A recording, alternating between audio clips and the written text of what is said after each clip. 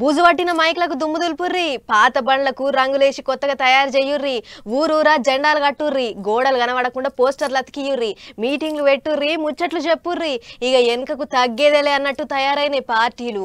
ఎప్పుడెప్పుడా అని అందరూ పిట్టెకు పెట్టినట్టు ఎదురు చూస్తున్న డేటు రానే వచ్చింది. ఎలక్షన్ల ముహూర్తం ఖరారైంది, జంగు సైరన్ మోగింది. ముహూర్తం పెట్టినాం, ఇక యుద్ధానికి తయారుగాండ్రి అన్నట్టు చెప్పిర్రు ఎలక్షన్ల ఆఫీసర్లు.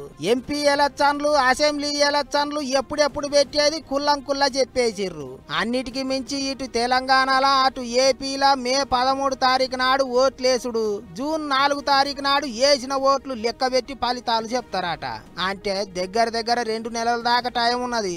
మే 13 నాడు ఏపీలో ఒక్కటే రోజు అసెంబ్లీ ఎంపీ 2 ఓట్లు వేయాలన్నట.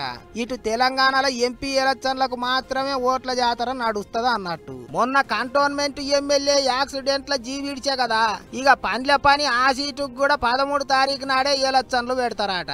ఇక ఇట్లా ఎలక్షన్ల ఆఫీసర్లు డేట్లు చెప్పిర్రో లేదో అప్పుడే ఎలక్షన్ల కూడా అమల్లోకి వచ్చింది. రిబ్బన్లు కత్తిరిచ్చుడు, పథకాలు ప్రకటించుడు అన్ని బంద్ అయినాయి. అంతేకాదు రోడ్ల మీద బండ్ల చెకింగ్ కూడా సురువైనట్టే. ఇక దేశమంతా ఎలక్షన్లు ఉన్నాయి కాబట్టి 7 విడతలల్లా చేస్తారు ఓట్ల పండుగ. అట్లా ఇక ఏప్రిల్ 19 తారీఖు నుంచి సురువు చేస్తే జూన్ 1 దాకా ఇప్పుడిన్ని రాష్ట్రాల్లో ఎలక్షన్లు పెట్టుకుంటూ వస్తారట. ఇంకో దిక్కు ఎలక్షన్ల డేటు కూడా వచ్చేటాలకు ఏపీలో పువ్వు పార్టీలు, చెయ్యి పార్టీలు, సైకిల్ పార్టీలు అంతా టికెట్ల వ్యవహారం జల్దీగా తేల్చాలని గట్టిగానే తిప్పల పడుతున్నారట.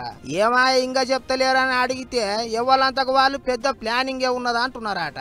మీటింగులు పెట్టి ముచ్చట్లయితే జోరుగా చెప్తారు గాని షర్మిలక్క టికెట్ల ముచ్చటైతే ఏం చెప్తలేదు. మొత్తానికి ఇక జంగు సైరన్ మోగింది కాబట్టి పోను ఇక చిన్నగా ఉండదు పోని రాజకీయం అనుకుంటారు పబ్లిక్.